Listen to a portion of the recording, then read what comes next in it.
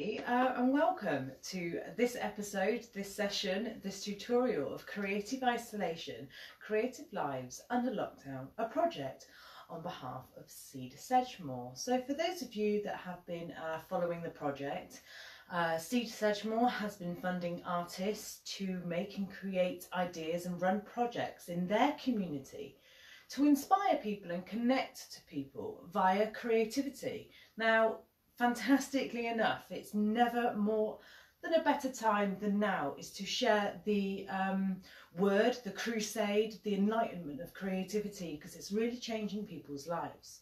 With extra time on their hands, such as during your isolation, your lockdowns and your time at home, maybe you're furloughed and you have lots of extra time on your hands and you don't really know what to do with this time. Sometimes that could lead to slightly negative emotions or frustration to know what to do with our time. So up pops Cedar Sedgemoor with a load of creative ideas to inspire you to fill your time well creatively and make some magical things with the things that you have around for your home. Now, it's perfectly fine to pop out when you're doing your essential shop and grab some Christmassy bits to make your home the Christmas wonderland you want it to be. But me, Bev.G.Star, I'm tackling with last year's materials. I am a hoarder of sorts. I am a creative. I like to keep as many creative materials at my reach in my home at all times. I'm a little bit of a hoarder, so I need to sometimes watch it. But today we're going to be making a seasonal wreath. So if you've been watching the episodes of Creative Isolation, the first lockdown, we brought you anything that we could find from around our home. We made some dream catchers. We made macrame pot hangers. We did some self-love cards, we did some decoupage mini mags. We cut out magazines and we stuck them together to create something nice, maybe to gift to our friends or maybe just for the sake of creating something. So second lockdown, second part of Creative Isolation on behalf of Cedar Sedgemoor, we are counting down to Christmas. So what are we, the last week of November now, and I think just around the corner Christmas is going to be with us very, very shortly. So what we've designed to do is these sessions maybe to think of things that we can incorporate into our Christmas countdown. Last week, what did we make last week? Who joined us last week? I can't quite remember, but maybe the week before that we made some rocks. So let me just show you what we did. So those of you that haven't been watching the episodes, do check. We did a tic-tac-toe with rocks. So what I sort of encouraged you to do is find your creative streak. Maybe that you're doing a handmade Christmas this year. Maybe you're gifting presents and gifts that you've made personally. Maybe the children, maybe you haven't got a lot of money, maybe you have loads of money but just love the hand effect. So this is what I do every year. I make as many gifts as possible. So this gift idea inspiration was kind of like a noughts and crosses tic-tac-toe game, but using snowflakes drawn onto rocks. So we had the black player and then we had the red player, and they kind of look like almost like gifts wrapped up, you see? They look beautiful. And then what I did is I came up with a good idea to gift them by putting them in a sack like so, and then gifting them to my family and friends to play with over Christmas. So the festive season is here.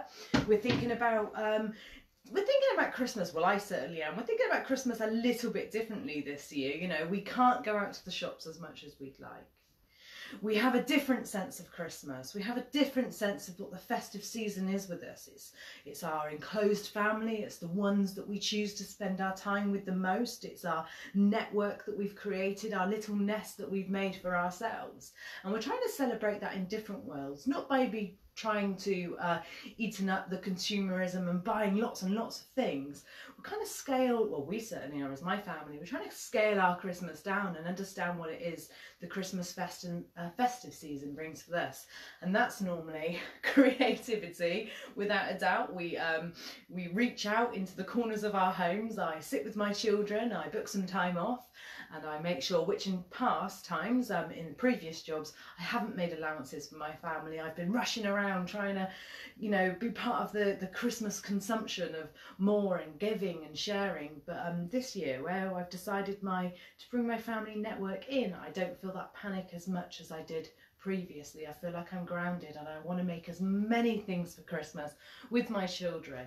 I want to design my own winter wonderland in my living spaces, but I'd like to do it Bev.G.Star, my style, and I'm here to encourage you guys to find some style in your creativity and find a way that you could make things from the things that you have around your home, so you don't have to fear if you cannot get to the shops this festive season, because everything is different now.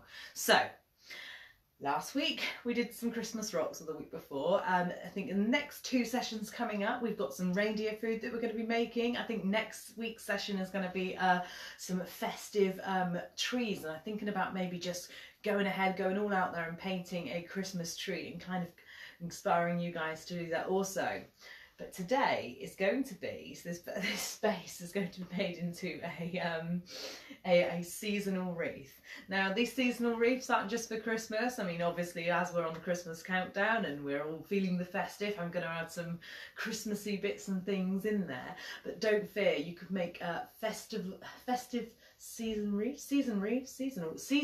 they're not wreaths, sorry, they are garlands. I'm so used to making wreaths that I keep saying it. So we're going to be making a garland, a seasonal garland to maybe dress across our fireplaces. If you haven't got a fireplace, maybe you just want to hang a garland up the wall somewhere. I'm trying to work with what I've got. I've got a limited space to show you what I've got. I've got my Christmas lights in the background ready to go for my festivities, and here I've just I'm going to kind of hang my seasonal wreath across this piece that I found in my home. So doing the best as I can to explain what I'm going to be doing as I go along always. Okay, so for those of you that are just joining me, welcome. If I didn't announce who I was at the beginning of this video, I'm Bev.G.Star, and this is a project on behalf of Seed Sedgemoor, people who are currently investing highly in the creative arts. Go check them out. Right, let's get making. Less of the chit chat, let's get making. Okay, so what have I chosen to use today? So I have some tinsel. Everyone's got tinsel, right? Okay, if not, don't panic. You can use fabric. I have some lights. I have these beautiful little lights that I'm going to weave in and out of my seasonal garland. I have some baubles. You know, you're looking your stashes. You know, every year from the attic or underneath the stairs, we haul out our creative Christmas materials, and I want you guys to use them this year to make something different. And if you haven't made a garland before, wonderful. This is how I'm going to make it. If you also type into the internet, you can find a lot of other ways to make it. Maybe you've already made one and you want to share it with the community. Come and join us at Creative Isolation, the community group. You'll find us on Facebook somewhere, or just make one for the sake of making and be happy. So, a garland. Oh, and I have some sort of ivy that I've cut down from places. Here we go. Right, so first thing you'll need to do is you'll need to create yourself the base of the garland. So that is good enough to make a garland base from itself. Maybe you can hang some baubles on it, maybe some fabric scraps. It doesn't, you know, you don't have to overthink it. However, what I've chosen to do is, I don't know if you can see on the camera, I've chosen to use this rope. This is my pretend fireplace for the day. I'm just going to use this piece of rope as my base for my wreath. It's not a wreath, it's a garland. So first thing I'm going to do is attach my my tinsel here onto the garland that I'm making, and I'm going to kind of twist it round. Now, I've not really made many garlands in my time, so it's a lot of this is about experimentation for you. I also don't want you guys to just think that I have lots and lots of practice behind the scenes. I want you to understand that we're all beginners in our imagination and creativity. So what I'm going to do is I'm just going to twist my rope and my tinsel around the place, around the rope that I put there, twist it together. So when I come to adding my foliage very shortly, my little leaves and my little branches, I can weave it in with a great use of. So just weave over your garland. What you'll need is somewhere for your garland to hang. Just hang it on this, I don't know, what is this base here. It's probably not the best filming I could do today. I hope you can all see. There we go. I've just tried to move the camera, but I think I messed it up. There we go. So what I think I'm going to do next is put my lights on so you guys can see. So you can buy lights cheap You have string lights or you have your Christmas tree lights. I've known to be wrapping these round garlands in my time, so I'm going to use this, and again I'm just going to use it to weave or wrap around the tinsel and the rope that I've already made, just to give it a little bit of light. It's very simple, very simple. So if you've made a garland or have a better way for doing it, or I'd love to see, I'd love to see. I'm not the only one that makes garlands. You'll see garlands all over town and all over the internet. As you can see so far, it's very cute. If you can just see the little lights here in my starter garland here. Okay, keep working with it. Now I'm going to work in some ivy. So here we go. Be careful if you're picking a wild nature. Just make sure that it's not poisonous or you can't do any damage. Or just be aware of that. So I'm going to weave this in and twist it onto my garland. Very simple. You can cut down as you please. I love nature. If you follow my work or the work that I've been doing with Seed Sedgemoor, there's a lot of foliage in there. I like a lot of nature. Here we go again, using that ivy. You can cut it up, you can twist it round. It's really, really exciting. Use whatever you feel like you need to do. There we go, wrapping it in. And here again, I have some different ivy. It's an acorn tree. It has little acorn buds on it. What would you call them? Little acorns growing in their little cups. I'm going to weave that in. It's probably not, I wish I'd probably done bigger today. I wish I'd done like a seasonal garland that you could see from all the way over here. But sometimes you have to make do with what you've got. And what I've got is this space in my studio with enough room to show you. So I'm going to weave them in and out. I'm going to weave them in and out. I have some baubles also, just like so. So tell me if you're going to be making a seasonal garland. I have some pegs. Just clip them on with pegs there to hold them on nice if you feel like you want to. You could also tie them directly into the foliage, just like so. If you have any questions, please go ahead and ask me as I go. Seasonal garlands aren't what I'm known for. It's seasonal wreaths, normally what I'm known for. I'm just going to rest them on there. And then later on, as you can see, look, got some little acorns here. I collected these from my walk with my children at the weekend. Okay, so any foliage that you want to find or collect can help go to your seasonal garland that's here, okay? So normally this would be in front of a fireplace. Maybe you haven't got a fireplace, maybe just on a wall somewhere. I'm working with what I've got today, and that is this little post that I've got here. Just imagining this was something that I could wrap my or hold my garland from. Okay, so here we go. And just work your foliage into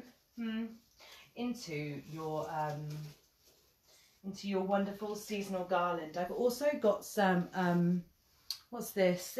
Some lace ribbon, some ribbon lace. I'm just going to weave that in also in different areas, and maybe just kind of have some little bits like hanging down over here. Other things I have is this wrapping string. If I cut some of that, yes, and I pop that in also, then we can just have this. And also things that I found from my Christmas collection are these beautiful little birds. So again, seasonal garlands, seasonal wreaths, anything you make seasonal can be used at any time of the year. We also forget that it's not just about the festive season that we can dress our homes for. It can be all year long.